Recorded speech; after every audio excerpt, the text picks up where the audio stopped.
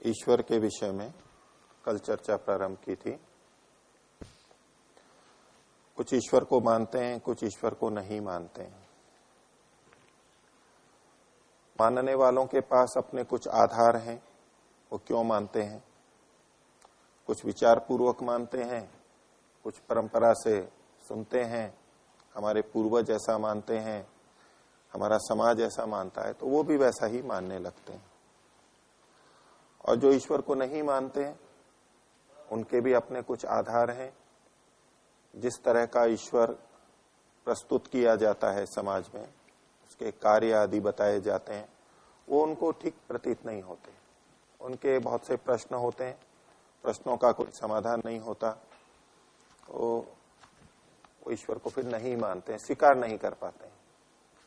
उन्हें प्रतीत होता है कि ये सब कल्पना है, लोगों ने या कुछ धार्मिक लोगों ने, महंतों ने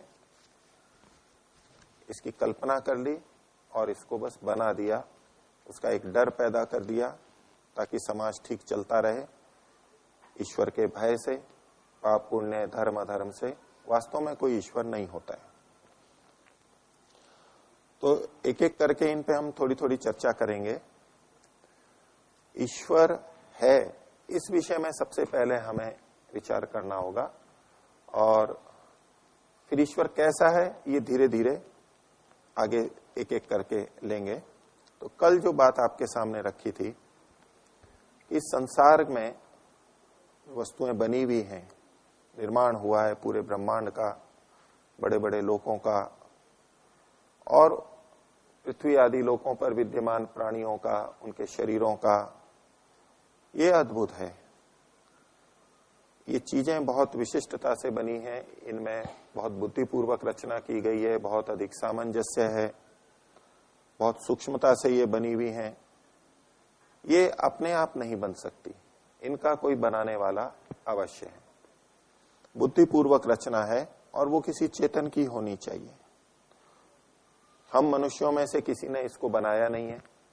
मनुष्य जो चीजें बनाता है वो हमें पता लगती हैं, लेकिन इनको मनुष्य बना नहीं सकता। ना हम बना सकते, ना अन्य बना सकते, न सब मनुष्य मिलकर के बना सकते, और न अन्य प्राणी बना सकते। लेकिन ये बनी तो हैं, तो बनी है तो इनका बनाने वाला कोई होगा। एक केवल अस्तित्व मात्र में अभी हम विचार कर रहे हैं कि उसका कोई ना कोई बनाने वाला होगा। ये बात मैंने कल रखी थी, इस पे जिनको प्रश्न हो वो पूछ सकते हैं।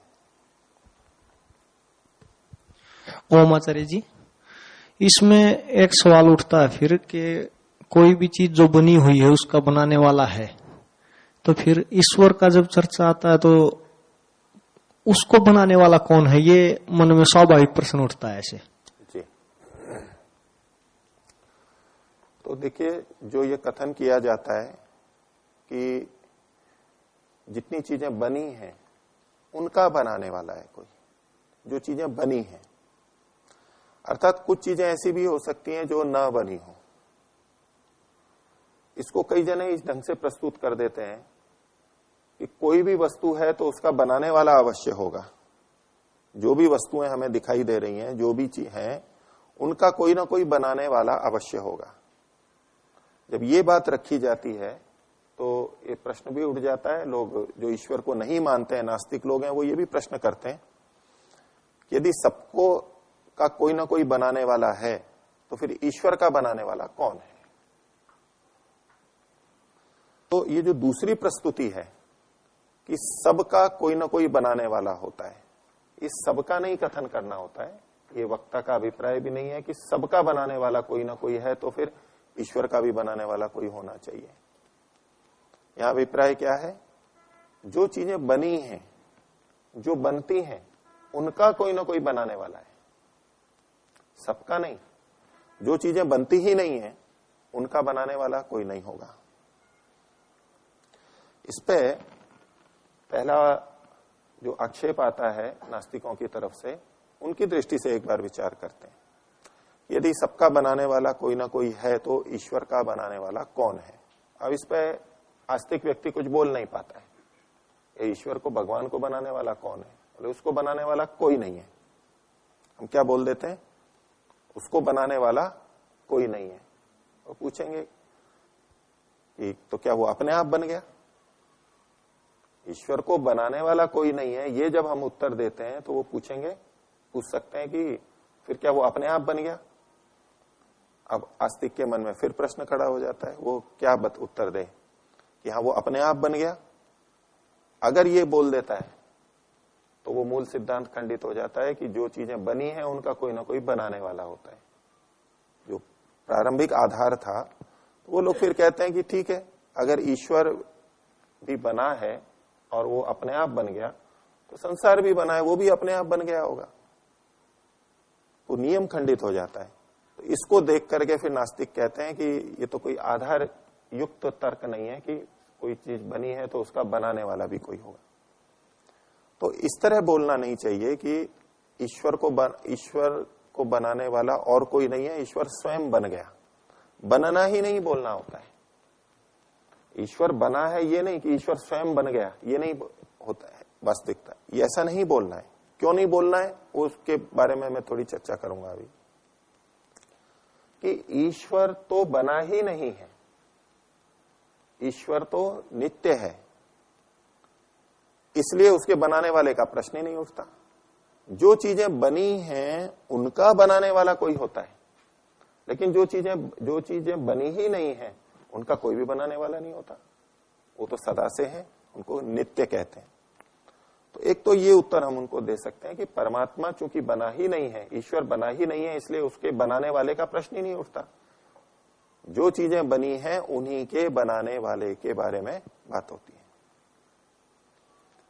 तो इस पे भी प्रश्न आ सकता है कि ऐसा क्यों माना जाए कि ईश्वर बना नहीं है? जब ये सारी संसार की वस्तुओं को आप कह रहे हैं कि बनी है, तो ईश्वर भी बना है, ऐसा भी मानना चाहिए ना। आज तो आपने ये मान लिया कि ईश्वर बना नहीं है और इसलिए उसके बनाने वाला भी नहीं है।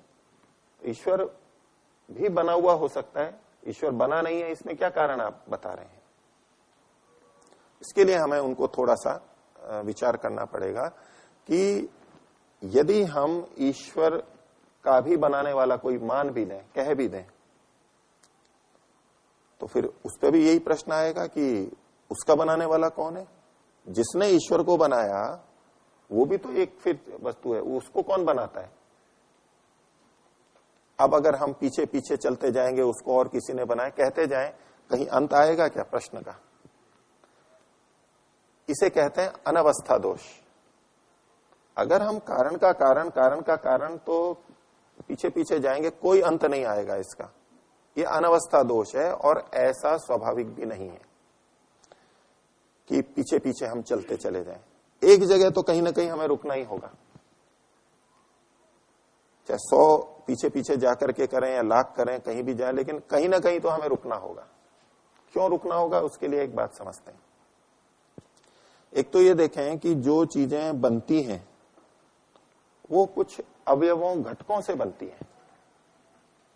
पुस्तक बनी है तो उसके अवयव होते हैं, पृष्ठ होते हैं। कागज बनाए तो उसके भी अवयव होते हैं। मिट्टी का ढेला बनाए तो उसके भी अवयव होते हैं। परमाणु बनाए तो उसके भी अवयव होते हैं। जो चीज बनती है वो अवयव वाली होती है, उसके घटक होते हैं, कण होते हैं उसके, सूक्ष्म सूक्ष्म कितने भी हों, छोटे बड़े।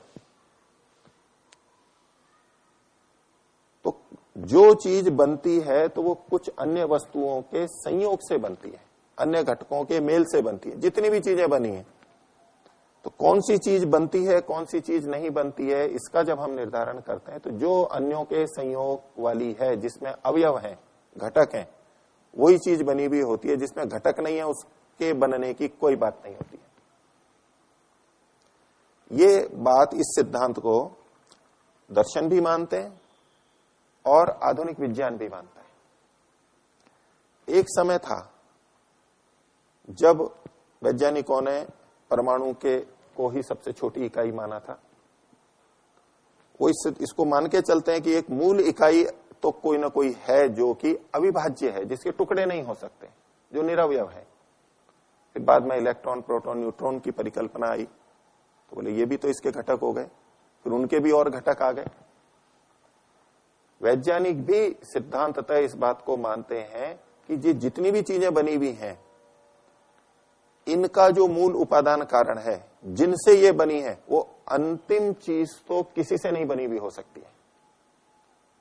अंतिम जो कण है वो किसी से नहीं बना हुआ होगा, इस बात से वैज्ञानिक पूरी तरह सहमत है।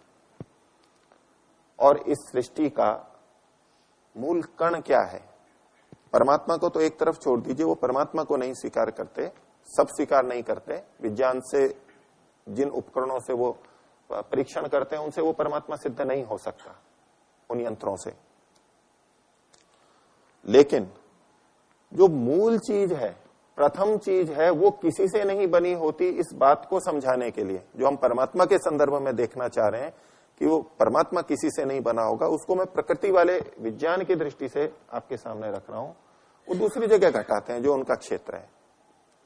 अभी कुछ समय पहले, कई सालों से वो योजना चल रही है, विदेश में एक बहुत बड़ी प्रयोगशाला बनी है, सर्न नाम कहते हैं, जिसमें कुछ दिनों पहले आपने देखा था एक गॉड पार्टिकल के नाम से या बोसोन कण के नाम से जो भी था, वो उन्होंने कुछ खोजा था।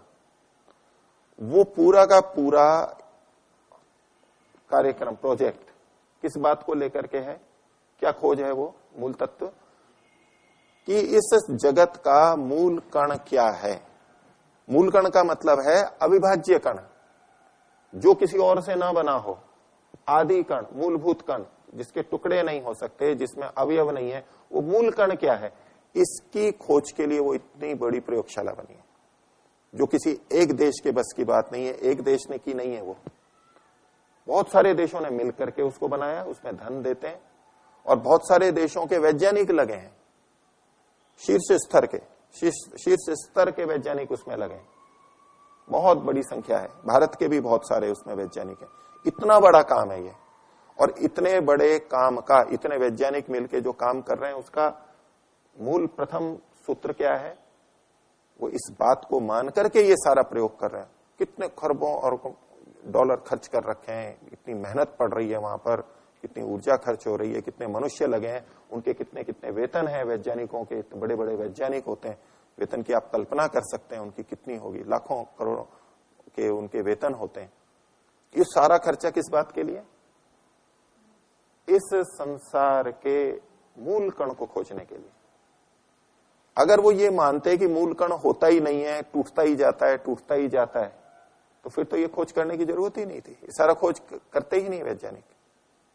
वो ये मान करके चल रहे हैं, पक्का है उनको कि मूल कण तो कोई ना कोई है, ऐसा मूल कण जो किसी और कण से ना बना हो, जिसके और अवयव नहीं है, आदि कण।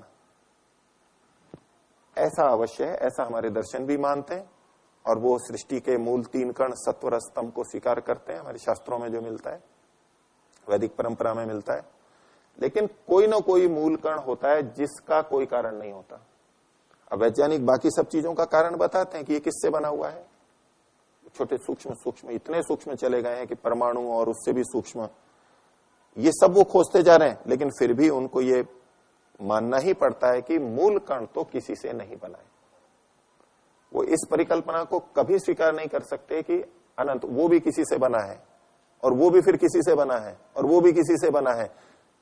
ये जो अनवस्था दोष है, इसको वो भी स्वीकार नहीं करते। ऐसा हो ही नहीं सकता कि जिस भी कण को खोजेंगे वो भी किसी और से बना होगा, जिसको भी खोजेंगे वो भी किसी और से बना होगा, अनंत चलता रहे, ऐसा वो भी स्वीकार नहीं करते। कहीं ना कहीं तो रुकना है, एक मूल कण तो होगा। ये आज के इतने प्रबुद्ध बुद्धिशाली व्यक्ति भी इस निर्णय पे पहुंचे हुए हैं। तो ये कि ये बात हम इस संसार के बनाने वालों, वस्तुओं के बनाने वाले पे भी लगा सकते हैं। जिन चीजों से ये संसार बना है वो तो उपादान कारण कहलाते हैं, जिनसे ये बना है। और जो बनाने वाला है उस पे भी बात है। पुस्तक को बनाने वाला कोई व्यक्ति है, ठीक है, उस व्यक्ति को बनाने वाला कोई हो सकता है। यंत्र ने इसको बनाया तो यंत्र को बनाने वाला कोई हो सकता है। ये परंपरा तो चल सकती है, लेकिन जो मूल बनाने वाला है वो तो ऐसा होना चाहिए जिसको कोई नहीं बना सकता। तो इस दृष्टि से जब हम विचार करते हैं कि इस संसार को बनाने वाला कोई ना कोई है, मनुष्य तो बना नहीं सकते, अन्य जीव भी नहीं बना सकते, तो कोई ना कोई तो बनाने वाला है। अब उस पर यह प्रश्न फिर से कर देना कि उसका बनाने वाला कौन है, यह प्रश्न वहां नहीं उठ सकता, वो तो मूल कारण है। और अगर कोई चाहे भी तो कितना भी पीछे जाए, कहीं ना कहीं तो फिर उसको रुकना पड़ेगा। जैसे भौतिक जगत में कण पे रुकना पड़ता है, अंतिम कण पे, यहां भी एक प्रारंभिक बनाने वाला तो कोई ना कोई होगा। जो सबसे पहले बनाने वाला है, प्रारंभिक है, बस वही ईश्वर है। तो जब वो है तो इसका मतलब है उसको वो बना ही नहीं है और उसको बनाने वाला भी कोई नहीं है। अब जो लोग नास्तिक लोग इस बात को कहते हैं, इतना प्रश्न उठा करके कह देते हैं कि सबको बनाने वाला है तो ईश्वर को भी कोई बनाने वाला होगा, और जब हम कहते हैं कि ईश्वर को बनाने वाला तो कोई नहीं है, तो बोले फिर संसार को भी बनाने वाला कोई नहीं है। ऐसा जब वो कहें तो एक बात हमें यहां पर सोचनी है कि हमें इस सृष्टि की व्याख्या तो करनी है। सृष्टि की व्याख्या आस्तिक को भी करनी है तो नास्तिक को भी करनी है। अब नास्तिक आस्तिक पे ये प्रश्न करके कि ईश्वर को बनाने वाला चूंकि कोई नहीं है इसलिए ये ईश्वर को ही नहीं मानना है, तो सृष्टि को बनाने वाला कौन है ये तो वो भी नहीं कहते, इसका उत्तर तो उनके पास भी नहीं है। वो जब ये कहते हैं ये अपने आप बन गई, ये अपने आप तो और बड़ा प्रश्न है, वो बच नहीं सकते इसकी व्याख्या के बिना। वो ये नहीं कह सकते कि नहीं हमें कुछ नहीं कहना है, बस ईश्वर ने नहीं बनाया तो अपने आप बन गई। ईश्वर का बनाने वाला कोई नहीं है, इस पे जैसे उनको आपत्ति थी, ये तो बहुत छोटी आपत्ति है और ये तो साधारण है कि मूल चीज का बनाने वाला कोई नहीं हो सकता। लेकिन ये कहना कि ये अपने आप बन गए, ये तो बहुत बड़ा प्रश्न है, ये तो बहुत हल्का स्तर है, बहुत हल्का तर्क है कि अपने आप बन गए। उत्तर नहीं है तो कह दिया अपने आप बन गए। ये आप कैसे सिद्ध करोगे कि ये अपने आप बन गए? जब हम संसार की इतनी वस्तुओं को देखते हैं, ये अपने आप नहीं बनती है, बनाने पे बनती हैं। जहां जहां बुद्धिपूर्वक क्रिया है वो बनाने पे ही बनती हैं। तो इस विषय में भी ये तो मानना ही पड़ेगा कि बनाने वाला कोई है। अब वो कैसा है तो वो नित्य ही हो सकता है, उसको कोई ना बनाता हो ऐसा ही हो सकता है। ये एक स्वरूप हमें निर्धारित करना होगा। तो आपके प्रश्न का ये उत्तर है। आप पूछिए।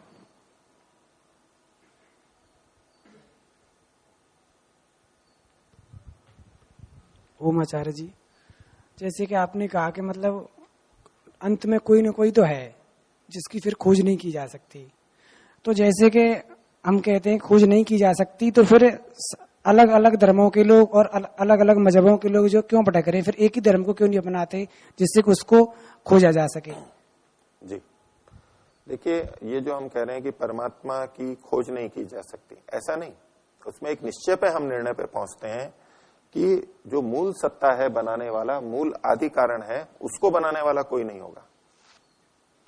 और जड़ वस्तुएं तो अवयवों से बनती हैं, इसलिए उसका कोई आधार है। जो चेतन होता है वो अवयवों से बनता ही नहीं है, वो निरवयव है, इसलिए उसको वो बनता ही नहीं है, उसको बनाने वाला कोई नहीं है। अब जो आपका प्रश्न है कि फिर इतनी भिन्न भिन्न मान्यताएं क्यों हैं परमात्मा के बारे में, ये बात अवश्य है।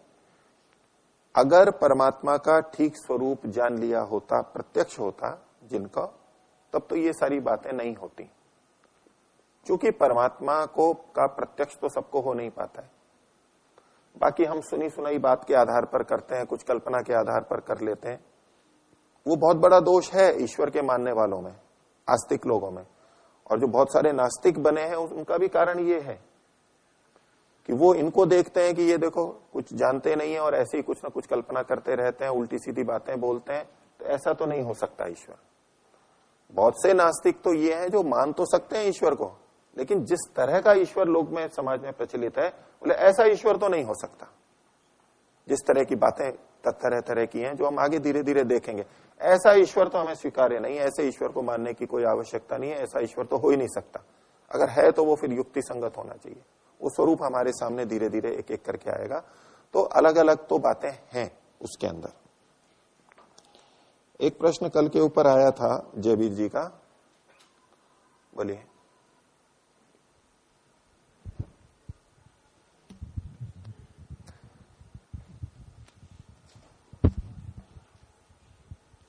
ओम प्रणाम आचार्य।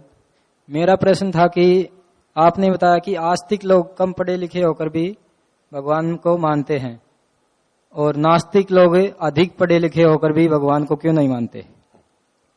और वो अधिक शिक्षित हैं तो क्या शिक्षा परमेश्वर को जानने का आधार नहीं है? बैठी।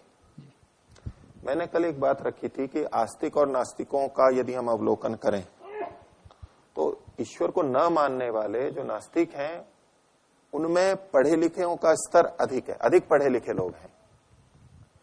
और जो नास्तिक हैं उनका अगर अनुपात देखें नास्तिकों में, उसमें भी बहुत सारे पढ़े लिखे हैं, लेकिन न पढ़े लिखे या कम पढ़े लिखे बहुत अधिक हैं प्रतिशत की दृष्टि से, दोनों वर्गों में हम देखें तो इनका प्रश्न है कि क्या पढ़ लिखना ईश्वर को न मानना होता है, या परमात्मा को मानने के लिए पढ़ना लिखना जरूरी नहीं है? और जो जिन्होंने मान लिया है बिना पढ़े लिखे, तो उन्होंने कैसे जान लिया ईश्वर को? देखिए, ये पढ़ना लिखना जो है ये आधुनिक शिक्षा पद्धति के संदर्भ में कहा गया था। जो आधुनिक शिक्षा पद्धति है उसको जो पढ़ते हैं, विज्ञान को पढ़ते हैं, जो भी आज की शैली है, उसको पढ़े लिखे लोग ईश्वर को नहीं मानते।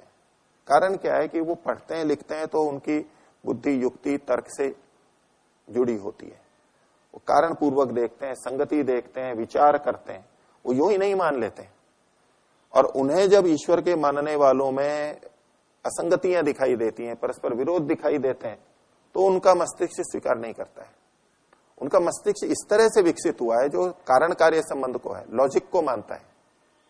आधार होना चाहिए, प्रमाण होना चाहिए, यंत्रों से सिद्ध नहीं होता है तो दूसरे प्रमाण होने चाहिए, नहीं तो उनका मस्तिष्क स्वीकार नहीं करता। और ये जो मस्तिष्क का विकास है इतने स्तर पे अच्छा है, ठीक है, तो इस आधार पे जब वो दूसरों को देखते हैं तो स्वीकार नहीं करते। और जो ईश्वर को मानते हैं, जो पढ़े लिखे भी नहीं है, वो परंपरा से सुन करके मान लेते हैं, समझ करके, थोड़ा बहुत, भले ही ना पढ़े लिखे हो आधुनिक दृष्टि से, लेकिन वैसे सुन के समझ के कुछ उनको विश्वास हो जाता है, थोड़ा बहुत जितना वो तर्क युक्ति करते हैं मान लेते हैं।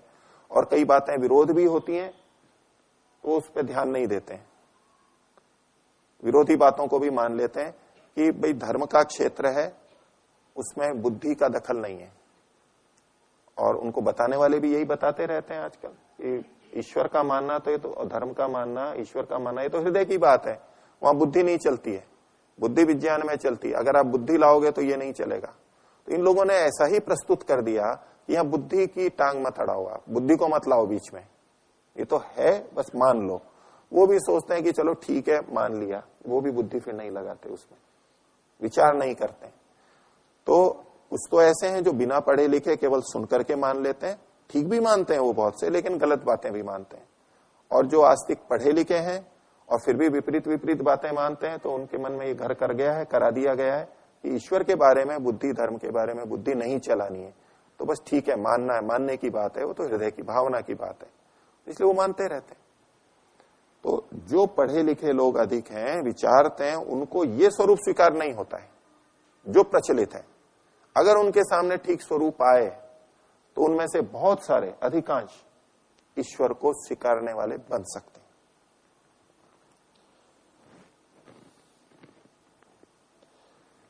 और इससे जुड़ी भी बात एक रखते हैं कि भाई संसार को ये बनाया है, बुद्धिपूर्वक रचना है, व्यवस्था है, तो इसका बनाने वाला कोई होगा। तो कुछ लोग इस पे तर्क करते हैं जो ईश्वर को नहीं मानते हैं। वो कहते हैं कि ईश्वर की बनाई हुई चीजों में व्यवस्था नहीं है, मनुष्य की बनाई हुई चीजों में व्यवस्था है। आप अगर ईश्वर की बनाई हुई चीजें कह रहे हो तो ईश्वर तो मनुष्य से भी अधिक बुद्धिमान है, आप ऐसा बता रहे हो, अधिक शक्तिशाली है, तो उसकी बनाई हुई वस्तुएं तो अधिक व्यवस्थित होनी चाहिए। तो उसके लिए जैसे उदाहरण देते हैं कि जिन बागों को मनुष्य बनाता है वहां पेड़ कैसे होते हैं, पंक्ति से व्यवस्थित लगे हुए होते हैं। जैसे बगल में क्यारी बनाई है, बगीचा बनाया है, फूल भी स्थान स्थान पर लगे हैं, व्यवस्था दिखाई देती है। और जंगलों को किसने बनाया है, ईश्वर ने बनाया है, वहां व्यवस्था है, अव्यवस्था है। कहीं भी कोई पेड़ है, कहीं भी टेढ़ा मेढ़ा है, कहीं अधिक है कहीं कम है, कोई व्यवस्था ही नहीं है। तो ये जो आप कहते हो कि जिसको मनुष्य ने नहीं बनाया वो ईश्वर ने बनाया उनको, तो वहां तो व्यवस्था होनी चाहिए, तो अव्यवस्था है। मनुष्य पानी के लिए नहरें बनाता है, नदियां किसने बनाई? कहते हैं ईश्वर ने बनाई। कौन व्यवस्थित है? नहरें व्यवस्थित हैं या नदियां व्यवस्थित हैं? नहरें व्यवस्थित हैं, उनके किनारे व्यवस्थित हैं, पक्के रहते हैं, नियंत्रित बहते हैं, और पीछे बांध भी बना रखे हैं, जब जितना पानी छोड़ना है छोड़ते हैं, नियंत्रित रखते हैं। और नदियों के अंदर जितनी बारिश हो गई सारा बह के आ रहा है, कभी अधिक आ रहा है, कभी कम आ रहा है, कभी किनारे कट रहे हैं, कभी नदी बहती हुई इधर चली जाती है, कभी इधर चली जाती है, कहीं इतनी चौड़ी है, कहीं सकड़ी है, कहीं गहरी है, अव्यवस्था है ना। तो नदियां परमात्मा ने बनाई, व्यवस्थित है वो? नहीं है। मकान मनुष्यों ने बनाए। पहाड़ किसने बनाए? पहाड़ में गुफाएं किसने बनाई? हम कहते हैं कि ईश्वर ने बनाई। ईश्वर के मानने वाले यही बोल देते हैं, ईश्वर ने बनाई। तो गुफाएं व्यवस्थित होती हैं, घर व्यवस्थित होते हैं? व्यवस्था किसमें है? घरों में है। नालियां रहती हैं, शौचालय, स्नानागार, ये सब व्यवस्था रहती है। तो बोले जिसको आप कह रहे हो कि परमात्मा ने बनाया, इसमें कहां व्यवस्था है? मनुष्य यदि मैदान बनाता है, खेत बनाता है, फर्श बनाता है, तो सीधा होता है, एक जैसा होता है। और परमात्मा ने ये धरती बनाई है, कैसी बनाई है? उबड़ खाबड़ है? समतल है क्या? ऊंची नीची कैसी बना रखी है परमात्मा ने? और ले लीजिए उदाहरण, मनुष्य पंखा बनाता है, हवा चलाता है, तो हवा कैसी आती है? नियंत्रित आती है, व्यवस्थित आती है। कैसी आती है? जैसी हमको लेनी है उतनी कम ज्यादा। अरे हवा कौन चला रहा है? परमात्मा चला रहा है। इसलिए व्यवस्थित है, अव्यवस्थित है? कभी झोंका आ जाएगा, कभी इधर से आ जाएगा, कभी उधर से आ जाएगा, अव्यवस्था है। मनुष्य अपने स्नानागार में नहाता है, वो फुव्वारा चलाते हैं ना ऊपर से, उसके नीचे नहाते हैं, शावर बोलते हैं, वो व्यवस्थित है ना, उसमें एक साथ आता है। और परमात्मा जब शावर करता है तो, बारिश जो करता है तो कभी मोटी, कभी ऐसी, कभी बर्फ गिर जाता है, कभी कुछ होता है, कहीं कम और कहीं ज्यादा। और परमात्मा बुद्धिमान है, व्यवस्था करता है, बारिश करता है। तो समुद्र में बारिश क्यों होती है? धरती पे ही क्यों होती है? और तो जहां आवश्यकता है वहीं तो होनी चाहिए।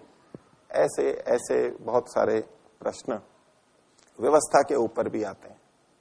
प्रश्न करेंगे, उसका उत्तर हमें देना होगा कि ये जो चीजें हम कहते हैं परमात्मा ने बनाई, वो परमात्मा ने बनाई तो कैसे बनाई, कितनी बनाई, वहां व्यवस्था है या नहीं है। जब हम इस मूल सिद्धांत को लेके चलते हैं कि जितनी चीजें बनी हैं वो व्यवस्थित है, तो हमें व्यवस्था दिखानी होगी। और नास्तिक दिखाएगा कि यहाँ व्यवस्था है, तो हमें बताना होगा कि यहाँ व्यवस्था है या नहीं है, और ये ईश्वर निर्मित है या नहीं है। इस विषय पे आगे और चर्चा करेंगे। प्रणाम।